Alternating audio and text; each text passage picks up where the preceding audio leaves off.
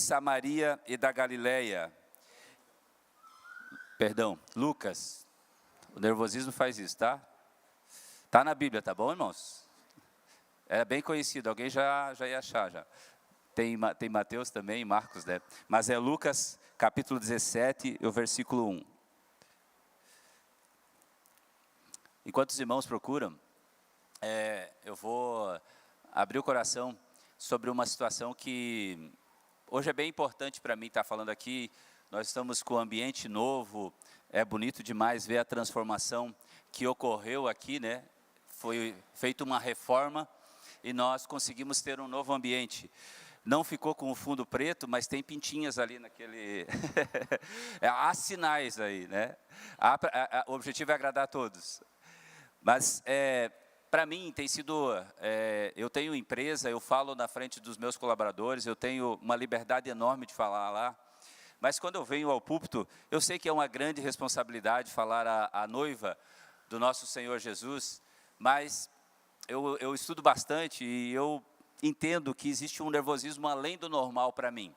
Dizem que o medo de falar em público, ou no púlpito, ou à frente dos outros, ele é comparado ao medo da morte, tá? Então, assim, não é fácil para quem vem aqui. Tem gente que já se acostuma, está habituado. Mas para quem não está sempre aqui falando, acontece de sumir até o livro da Bíblia, na hora de falar. Mas eu acho que eu devia ter com uns 11 anos de idade, e a gente ia lá de Chapecó, a gente frequentava a igreja, eu com as crianças da escolinha ali, eu sempre fui muito ativo de me envolver com as crianças, fazer ali, ajudar os professores, como hoje eu vejo alguns que ajudam as irmãs da escolinha, e eu fazia isso com muita vontade, eu gostava disso, eu amava isso. E aí as professoras olharam para mim e disseram assim: o Delmir vai pregar para a gente. Eu com 10 para 11 anos. E eu sem noção nenhuma do que era pregar para alguém, né, nessa idade, joia, aceitei. E aí eu fui lá estudar a Bíblia, e eu não sabia como e não tinha orientação, tinha 10 para 11 anos, eu decorei o texto. Eu decorei, literalmente eu peguei ele e decorei. Quando chegou no dia do congresso, que era um congresso de crianças da região, do nosso setor lá, por incrível que pareça, acho que todo mundo veio lá naquele culto. A igreja estava cheia. E eu falava, normalmente eu falava no grupo da escolinha dominical, ali no meio das crianças, onde eu conhecia os meus coleguinhas, vamos dizer assim, e era fácil. Mas nesse dia, quando eu cheguei lá na frente, que eu sentei lá e eu olhei aquela turma toda, aí deu ruim, né? Começou a ficar nervoso, e aí até aí tranquilo, eu ainda estava decorada a mensagem que eu ia falar. E naquela época, lá em Chapecó, tinha um pregador mirim, que ele era do reteté. Ele pegava o microfone, aleluia, e falava 40 minutos, e todo mundo, aleluia, aleluia. Mas no final, o que eu entendi? Nada, mas ele fazia aquele fervo. E eu dizia: não, eu vou falar a palavra de Deus, eu vou pregar, eu vou explanar a palavra de Deus com sabedoria. Até aí estava bem legal, mas eu estava ali sentado, com o negócio na mão, né? Como disse, quando eu peguei o púlpito, eu nunca tinha falado no microfone. Nunca tinha falado. Uma coisa é você falar lá na classe da escola dominical, para os irmãos, né, para as crianças, sem microfone, sem problema. Quando eu ouvi a minha voz lá, foi pum! Deu um branco, não sumiu só o livro da Bíblia, tá? Sumiu tudo o que eu tinha decorado. E aí, o que eu ia fazer? Eu já estava ali na frente, todo mundo, que nem vocês estão assim, ó. O que ele vai falar? O que ele vai falar? E eu disse: e agora? 10 anos, 11 anos, que situação. O que eu tinha planejado para falar meia hora, eu falei em 3 minutos. E aí deu ruim, porque eu não lembrava mais nada, e o que eu ia fazer? Eu não ia encher linguiça, porque eu não sabia nem qual era a embalagem que estava ali, para mim colocar alguma coisa dentro. Sei que, ao final dos 3 minutos, eu olhei para trás, olhei para o pastor, eu vou passar para o pastor que vai continuar a mensagem. Tinha uma porta, não era assim, mas era aqui na esquerda assim, e eu não fiquei para ver o fim do culto. Eu corri por ali e para casa. Eu tinha isso 11 anos, por isso que é bem desafiador. Eu falo de boa, eu já palestrei, no meu time lá de colaboradores, é bem tranquilo. Mas quando vem para esse ambiente aqui, para isso aqui, a memória, o sentimento, ele vem. Então hoje, da mesma forma que foi reformado isso aqui, é um novo ambiente, eu quero que o Espírito Santo trabalhe em mim uma nova memória, uma nova lembrança. Talvez eu esqueça do livro e está tudo bem. Como eu disse no começo, que eu seja só uma torneira, que a água flua através de mim. Amém? Por que eu contei isso para os irmãos? Porque é um desafio. É um desafio. Quando eu fui convidado, a minha primeira resposta seria não. Não precisa, tem outros melhores do que eu, que vão lá falar, que têm a palavra, são mais eloquentes, tem mais unção. Mas outra parte de mim dizia assim, se eu estou te convidando, é eu que vou te capacitar. É eu que vou falar através de você vai ser só um canal. E aí eu até conversei, eu falei para os Osni, de noite eu te dou a resposta. Conversei com a minha esposa, né, que ela entende mais do que a gente, ela acredita às vezes na gente mais do que nós mesmos. E por incrível que pareça, ela disse assim, você que sabe. Lascou, né? Se ela dissesse assim, vai amor, eu estou contigo, né?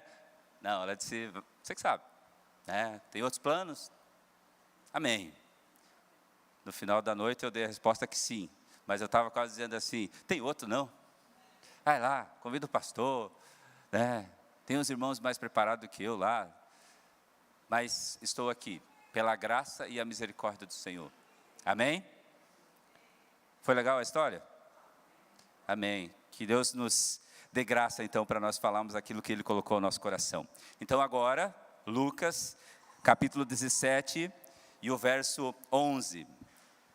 E aconteceu que indo ele a Jerusalém, passou pelo meio de Samaria e da Galileia, e entrando numa certa aldeia, saíram-lhe ao encontro 10 homens leprosos, os quais pararam de longe, e levantaram a voz dizendo, Jesus, mestre, tem misericórdia de nós. E ele vendo-os, disse-lhes, ide e mostrai-vos aos sacerdotes. E aconteceu que indo eles, ficaram limpos. E um deles, vendo que estava são, voltou glorificando a Deus em alta voz, e caiu aos pés com o rosto em terra, dando-lhe graças. E este era samaritano. E respondendo Jesus disse, não foram 10 os limpos? E onde estão os 9?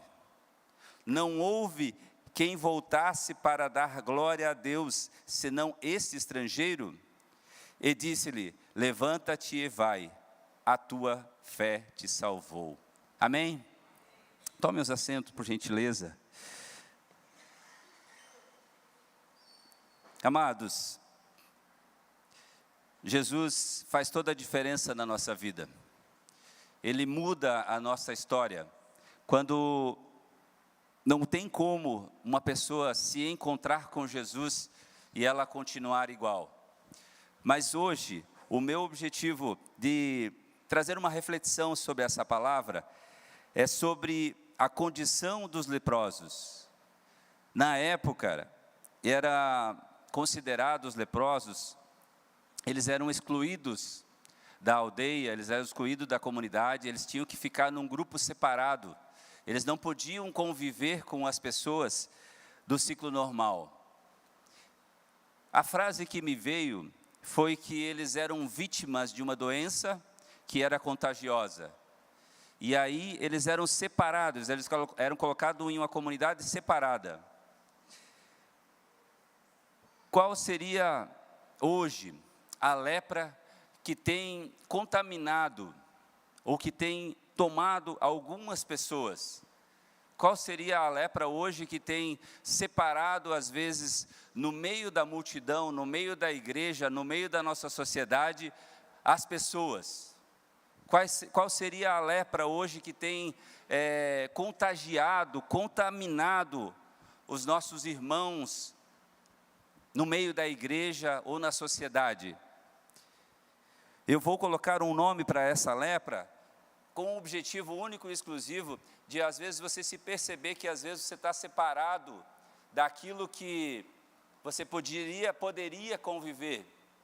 Às vezes, estando no meio do povo, você está separado por uma lepra. O pecado é a lepra. A gente conhece o pecado como ele separa nós de Deus, impede a comunhão de Deus. Mas hoje, especificamente, eu quero falar de um pecado, de uma lepra que tem destruído toda a sociedade. Uma lepra chamada vitimismo. Alguém já ouviu falar essa frase? Vitimismo, só eu ouvi? Tem mais gente que ouviu? Amém. É uma lepra, sabia?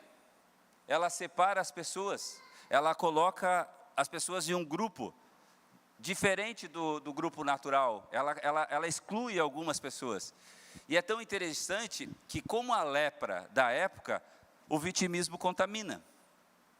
O vitimismo vai fazendo com que você faça parte de um grupo de pessoas que adora contar uma história para se colocar como vítima.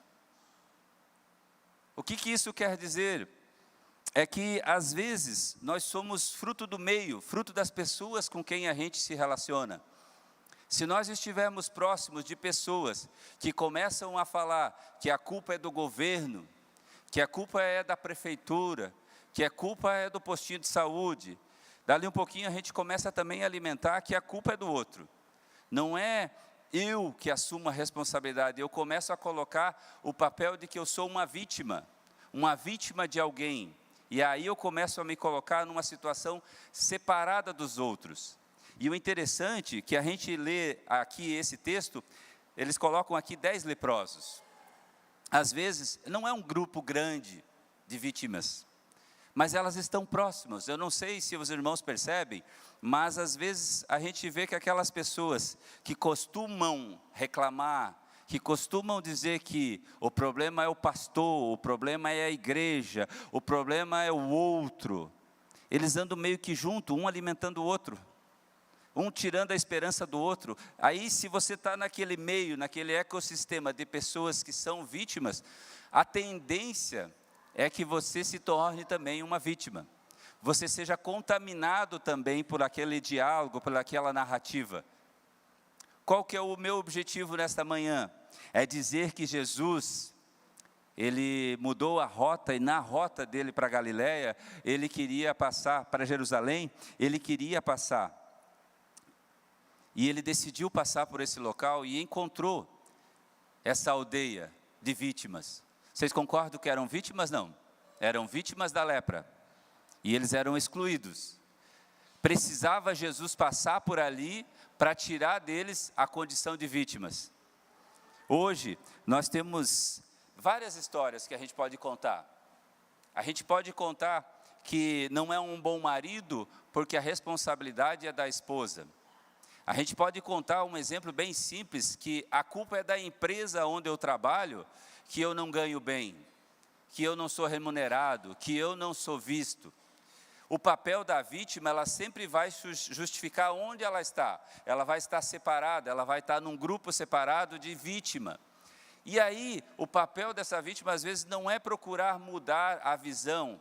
Ela se alimenta das outras pessoas que estão ali, naquele ambiente de coitadinho, a culpa é do outro, a culpa é do patrão, a culpa é do governo. Ele não assume a autorresponsabilidade da sua própria vida. Falando em especial de um irmão, uma irmã, que ela às vezes tem o hábito de murmurar do trabalho que ela tem. Antes, interessante que a gente olha, às vezes aqui vem na igreja, um irmão que irmãos, estou pedindo oração para Deus abrir uma porta de emprego. Aí Deus abre uma porta de emprego, 90 dias depois ela não passou pela experiência, e aí ela disse que o problema era o emprego que Deus abriu, não era ela. Ela, no papel de vítima, a culpa é do patrão, que a empresa, a condição da empresa, o local aonde ela foi. Mas ela veio aqui pedir oração para a igreja, Deus abriu a porta, e a culpa é da porta que Deus abriu então? A culpa é da porta que Deus abriu a porta errada? Deus abriu a porta errada? Mas ele veio aqui pedir. E o interessante é que, como ele no papel de vítima, ele vai contar mais uma história, dali 90 dias ele vem aqui e coloca de novo um bilhetinho, ore para mim, para Deus abrir uma porta de emprego.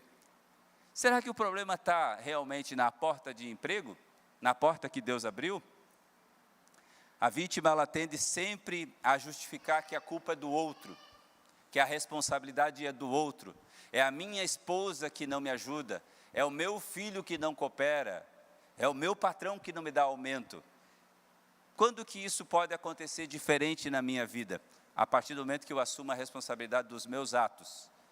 E aí, hoje em especial, nesta manhã, nós temos esse Jesus que está presente aqui, e Ele está aqui para mudar a tua visão, para te curar dessa lepra de vitimismo, curar dessa lepra que você murmura, que você fala, que você coloca a culpa em um outro, em alguém. Jesus, Ele é poderoso para abrir as tuas visões hoje e você entender que a tua narrativa, a história que você fala todos os dias, coloca você aonde você está. Se eu orei, se eu pedi a Deus uma porta de emprego e Deus abriu, de quem é o papel para se capacitar para essa porta? De Deus? De quem é? Quem que tem que levantar cedo para chegar lá no emprego no horário? É Deus que abriu a porta? Aí eu digo assim, mas eu estou aqui há 90 dias, até passei a experiência. Aí eu começo a murmurar, agora eu já quero aumento, eu quero ganhar mais. A culpa é do patrão que não aumenta meu salário. Nesses 90 dias, você teve tempo, na verdade é bem difícil, né? Porque como tem culto todos os dias quase na igreja, não dá tempo da gente fazer um curso à noite, né? Não dá tempo da gente estudar alguma coisa relacionada ao trabalho que Deus nos abriu a porta, para nós talvez fazer uma entrega melhor ou uma entrega maior, para depois nós sermos recompensados, talvez, naquilo que nós precisamos. Quando nós colocamos nesse grupo de pessoas vitimistas, a gente sempre vai contar uma história de tristeza, de lamúria, a gente vai murmurar, a gente vai reclamar. Agora, se nós assumimos a responsabilidade de que sou eu que tenho que mudar, sou eu que tenho que fazer, porque Jesus já fez de abrir a porta de emprego, Ele já nos deu a oportunidade. Eu estudei, eu me capacitei para aquela porta. Eu estou trabalhando às vezes há 38 anos, na mesma empresa, e eu estou na mesma função. Tem o paralítico do tanque de Betesda, né? Que ele ficou muitos e muitos anos lá. Todos os dias, quando agitava as águas, ninguém estava ali para jogar ou para empurrar ele dentro e ele ser curado. 38 anos, alguns historiadores falam que é muito tempo, 38 anos. 38 anos, imagina você comigo aqui, 38 anos, todos os dias no mesmo lugar. Será que não faltou um pouquinho de humildade desse, não que ou se jogar lá era realmente um milagre, né, acontecer, mas será que 38 anos no mesmo lugar, na mesma empresa, no mesmo emprego, só reclamando, ninguém me joga, ninguém me empurra. E é tão interessante que o discurso do vitimismo, ele não quer a solução, ele quer justificar onde ele está. Quando Jesus chegou, qual que foi a pergunta que Jesus fez para ele? Você quer ser curado? Ele não falou sim ou não. Sabe o que ele foi contar? Eu estou aqui há muito tempo e toda vez que o anjo agita a água, ninguém me empurra, ninguém me joga lá. 38 anos, meus irmãos, é muito tempo, é uma vida inteira de alguma pessoa. Quando nós nos colocamos na condição de vítima, nós sempre temos uma historinha para contar, para justificar onde a gente está. O paralítico que estava ali, Jesus não fez uma pergunta para ele contar o porquê que ele não tinha sido curado. Ele só perguntava e dizia sim, sim ou não. Quer ser curado? Sim ou não. Essa era a resposta. Mas ele foi contar que, estou aqui, coitadinho de mim, eu sou uma vítima da sociedade, eu sou paralítico, ninguém me ajuda. Não foi uma semana, meus irmãos, que ele ficou ali. Não foi um mês que ele ficou naquela condição. Foi 38 anos. Às vezes nós estamos numa condição de emprego, numa condição de saúde, e aí a gente não muda, não melhora. Mas quando que a gente para e assume a responsabilidade de talvez pedir ajuda?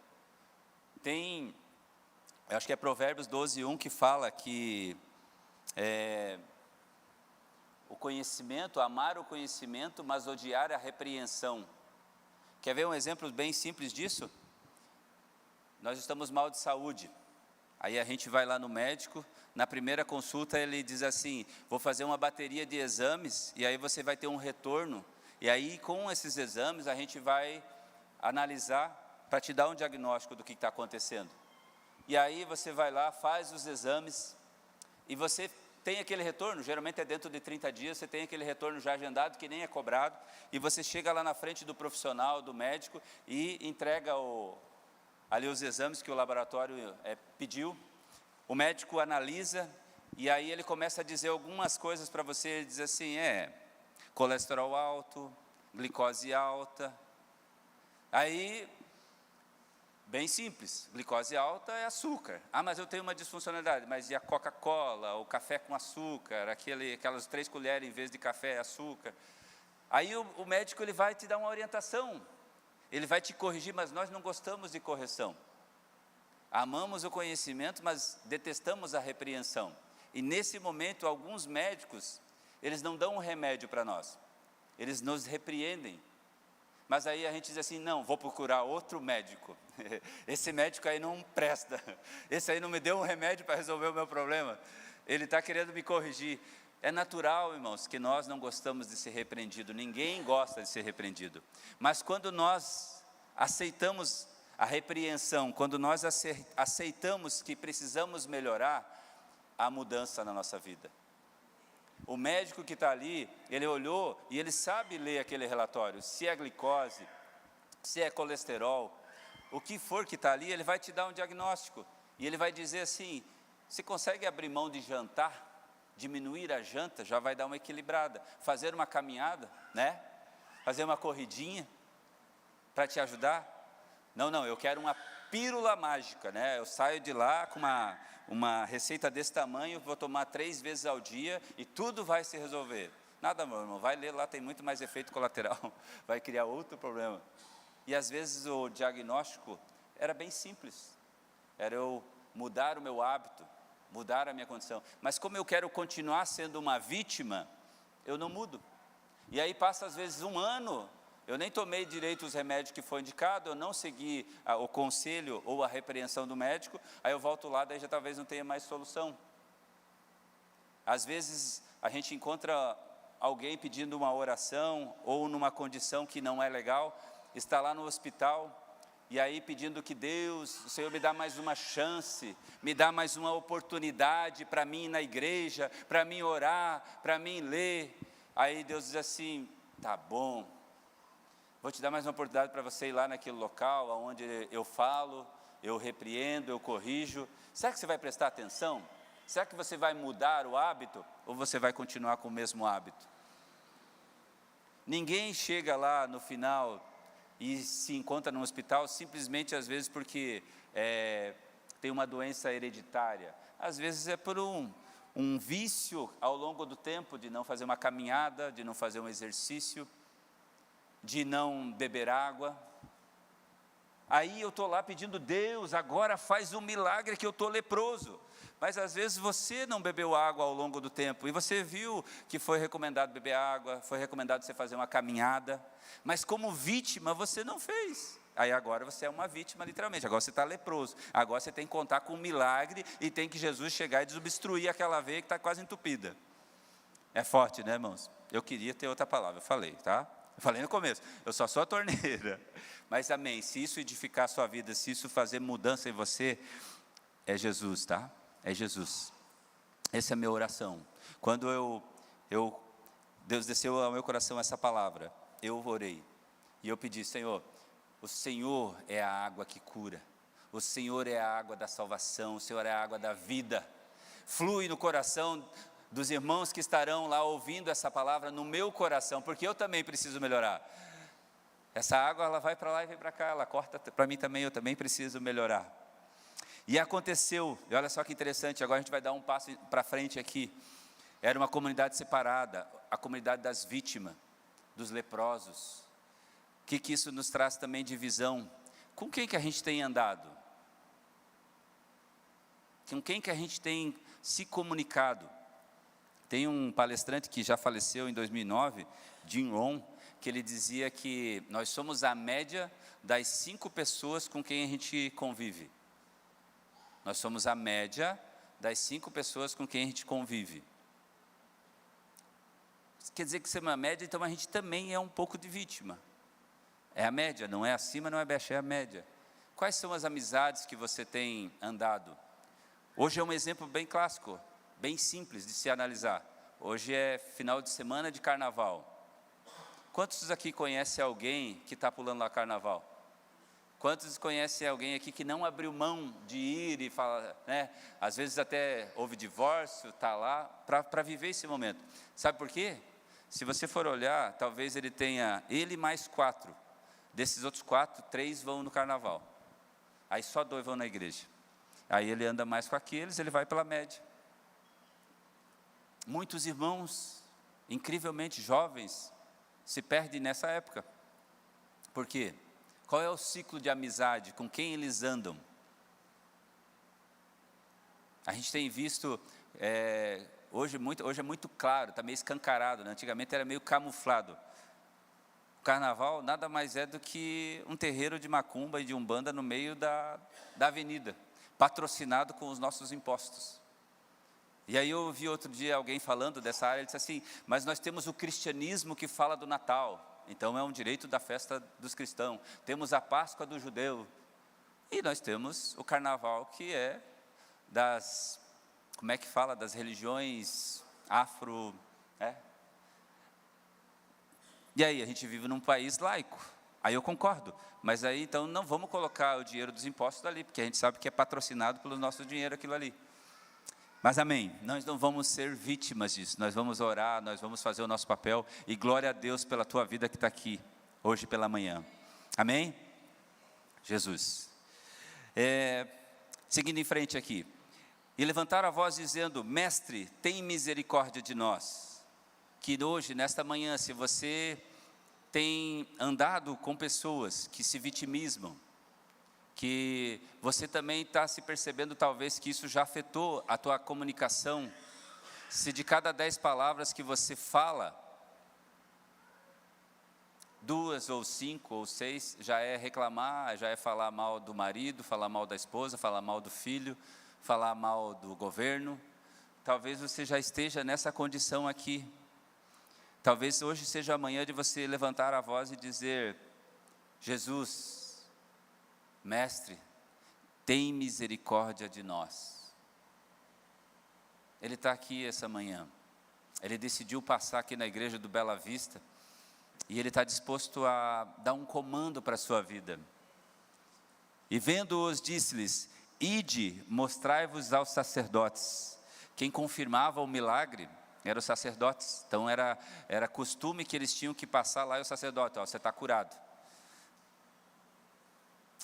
Jesus deu um comando, e eles saíram. E o interessante é que eles não ficaram curados para ir lá. Enquanto eles iam, a Bíblia diz aqui, que eles ficaram limpos. Às vezes nós precisamos ouvir o comando, ouvir o pedido de Jesus e andar nessa direção. No processo, no caminho, nós vamos ser curados. Jesus está aqui nesta manhã, e Ele pede para mim e para você. Ele tem cura para a lepra do pecado, para a lepra do vitimismo. E olha que interessante, uma das coisas bem interessantes sobre o vitimismo é que ele é ingrato. É difícil você andar junto com alguém que reclama e é grato, sabia? Você não vai conseguir ouvir o mesmo discurso, a mesma narrativa. Ou você vai ouvir frases de gratidão, ele é grato pelo sol, ele é grato pelo ar-condicionado, ele é grato pela reforma da igreja, ou ele é a vítima, ele está falando uma coisa, ou ele está falando outra. E sabe o que é interessante aqui? É que os 10 receberam a cura, mas eles estavam tão contaminados com o vitimismo, que eles simplesmente foram. Apenas um foi grato. que nós possamos nesta manhã mudarmos a nossa rota, aceitarmos que Jesus tem algo para a nossa vida, andarmos nesse comando de Jesus, vão, mas nesse ir, começarmos a mudarmos a nossa narrativa, em vez de vítimas, nós começamos a sermos grato pelo sol, grato pelo calor, mas está muito quente, daí amanhã está muito frio, mas está chovendo, todos os dias nós temos motivos para reclamar, e se a gente começar só a agradecer? Quando você começar a abrir a sua boca para ser mais grato, a transformação começa dentro de você. Você já começa a se desconectar dos vitimistas. Eu tenho uma certa dificuldade. Eu tenho uma pessoa que eu conheço, que é do nosso ciclo, que é bem desafiador, porque ela ouve muita notícia ruim, e 3 palavras, na quarta, se deixar falar, vai começar a contar ou um velório, ou uma morte, ou uma desgraça. E aí fica desafiador, porque está no nosso meio. E aí eu tenho 2 opções, ou eu influencio, ou eu vou ser influenciado. E aí eu dou uma desconversada, e eu já falo outro assunto, porque se deixar, alimenta, daí eu também dela vai pegar e vai contar uma história de desgraça, eu já tenho 2, aí vai vir uma terceira, e aí vamos ficar todo mundo ali na lepra. Mas o interessante de analisarmos aqui esse texto que a gente leu, é que Jesus chegou naquela aldeia, Jesus fez a diferença naquela aldeia, só que dos 10, apenas um, teve a coragem de perceber. Ele estava talvez naquele meio onde todo mundo era vítima da lepra. Ele era mais uma vítima da sociedade. Ele era mais um que reclamava do emprego. Ele era mais um que talvez, na verdade não é que ele reclamava, ele estava no meio daqueles que reclamavam do emprego. E ele dizia, eu estou aqui no meio dessas pessoas. Talvez esse foi o primeiro a perceber que estava curado, e quando ele estava curado, ele não quis continuar, ele voltou para agradecer, e aí a Bíblia diz que aqui ele caiu aos pés, com o rosto em terra, dando graças pela bênção do Senhor. Quantos de nós, às vezes a gente faz esse papel aqui, de dobrar os joelhos, de colocar o rosto em terra, mas sabe para quê?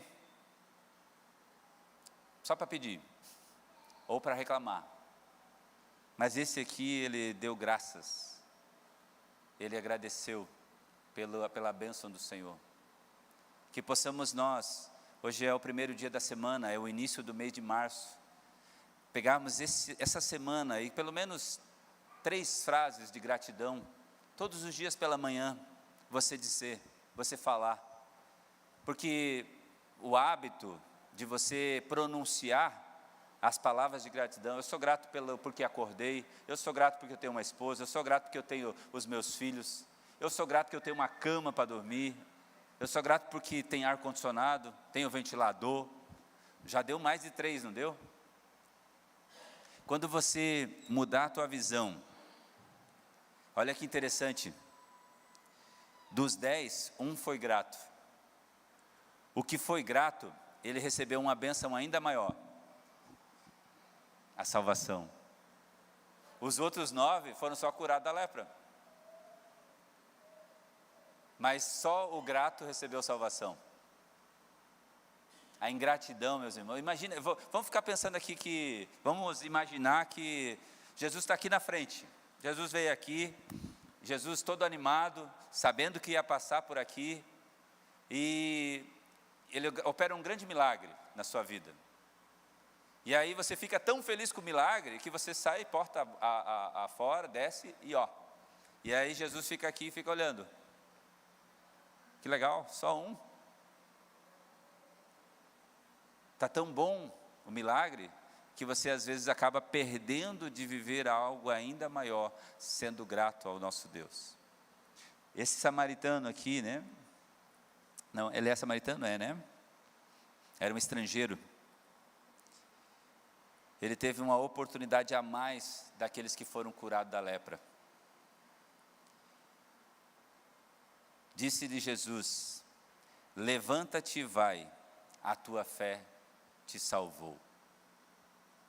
Que possamos nessa manhã, é uma manhã de domingo, de começo de mês, de começo de semana, nós percebermos, prestarmos atenção, refletimos, com quem que nós temos andado, quais são as pessoas que nos influenciam, a maneira que nós pensamos ou reagimos, o que nós temos ouvido, para quem nós temos dado ouvido.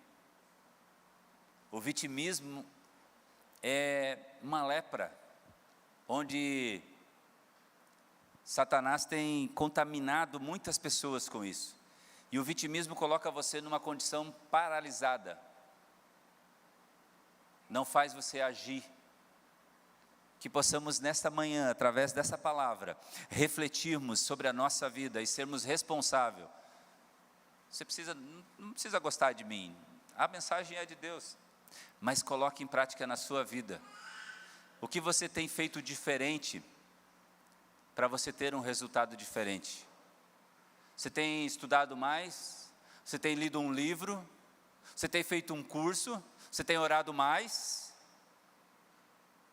Se você continua tendo os mesmos hábitos, a mesma maneira de colocar 3 colheres de açúcar no café, em vez de ser café, é açúcar, ou então de tomar todas aquelas Coca-Cola, não tem problema tomar Coca-Cola, só não pode tomar demais, tudo que é demais derrama, né? A água é bom, sabia? Mas se você tomar demais, se afoga.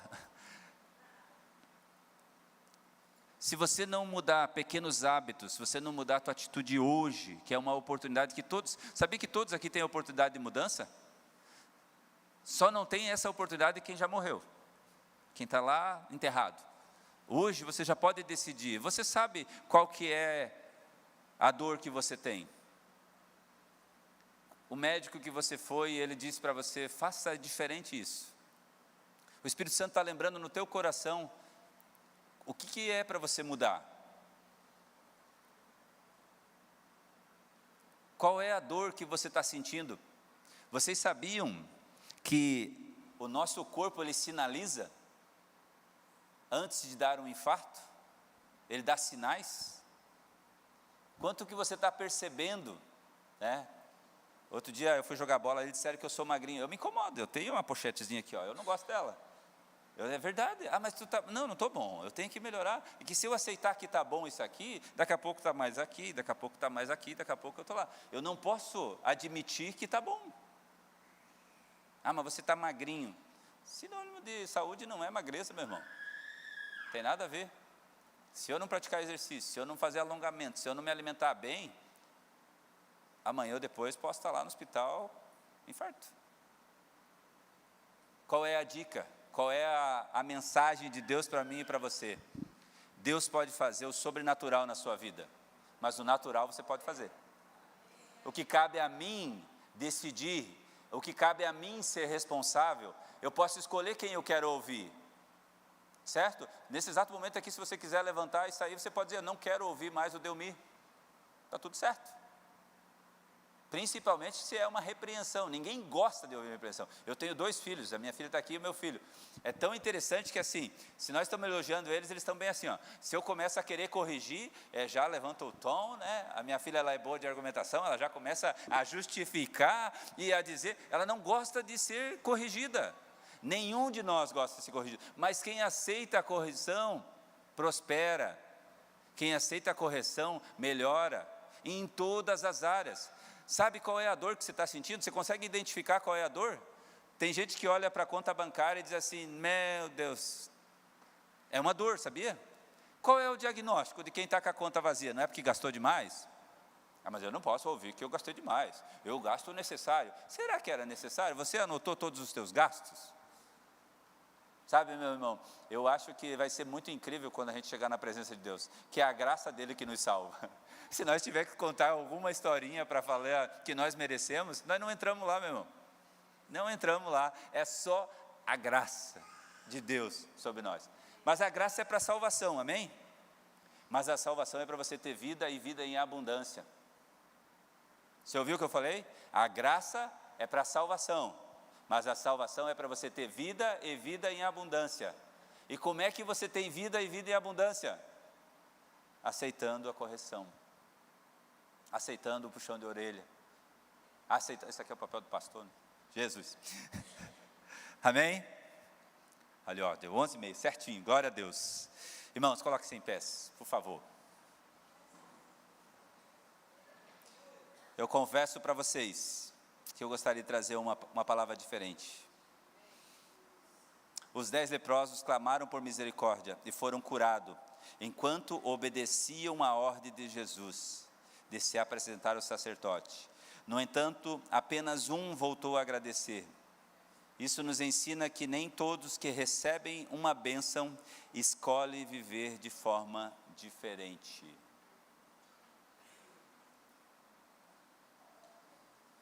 Provérbios 12:1. O que ama a instrução, ama o conhecimento, mas o que aborrece a repreensão é insensato. O leproso voltou humilde e soube reconhecer a obra de Deus em sua vida, enquanto os outros conformaram apenas em receber o benefício sem transformação interior.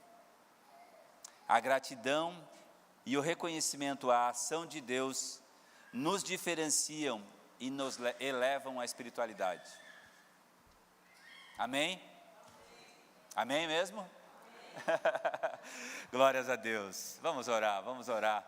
Gratidão a Deus por esse momento, gratidão a cada um dos irmãos que nesse feriado de carnaval, que não é feriado, né?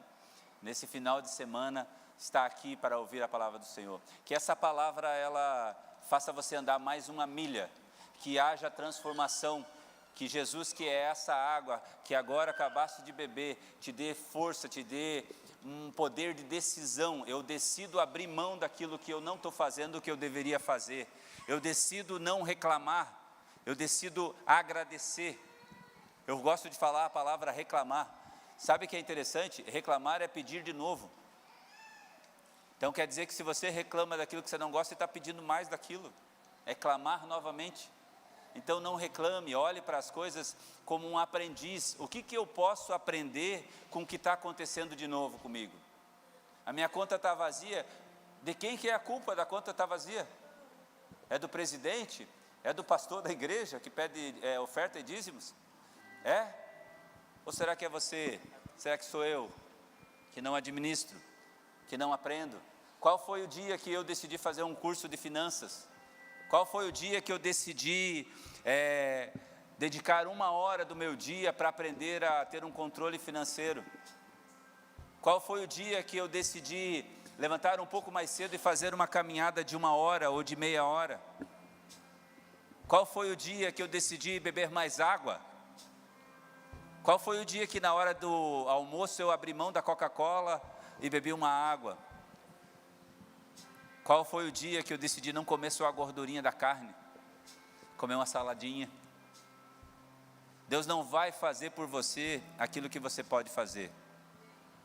Às vezes nós estamos em condição de pedir milagre, porque é só um milagre, porque eu não ouvi a repreensão de Deus ao longo dos 38 anos, e aí eu não mudei.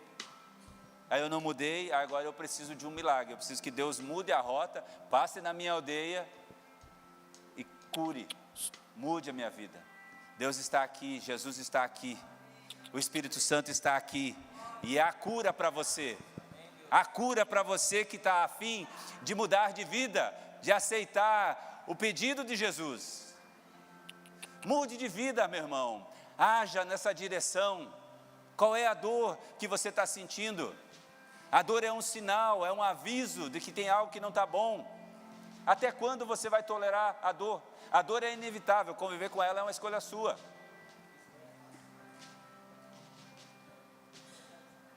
Glória a Deus.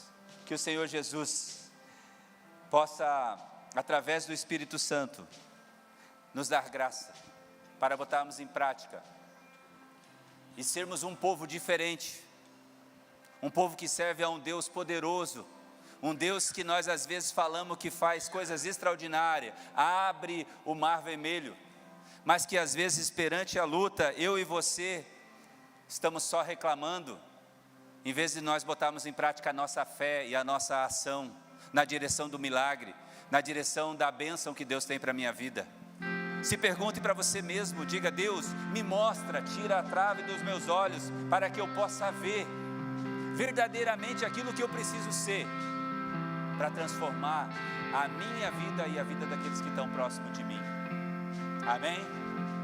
Pai amado, em nome de Jesus, te louvo, Senhor, por esse tempo, Pai, que nós ouvimos a Tua palavra, Senhor. Ela me edificou, e eu peço que ela também edifique os corações dos irmãos, da Tua noiva que ouviu, Pai.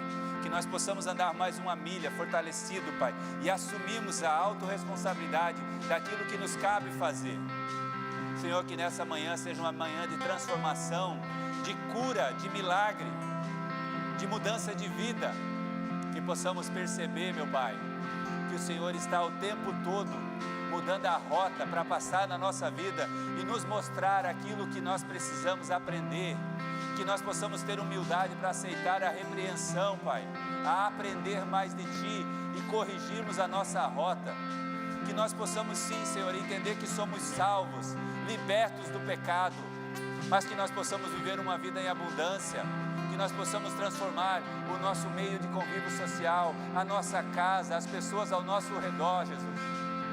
Senhor, eu peço a Ti, Senhor, faz aquilo que eu não consegui fazer, meu Pai. Faz aquilo, Senhor, que as minhas palavras se limitaram a dizer, Pai. Alcança o coração de cada um, Jesus. Quem faz a obra é Tu, Senhor. Que haja transformação de vida, Pai.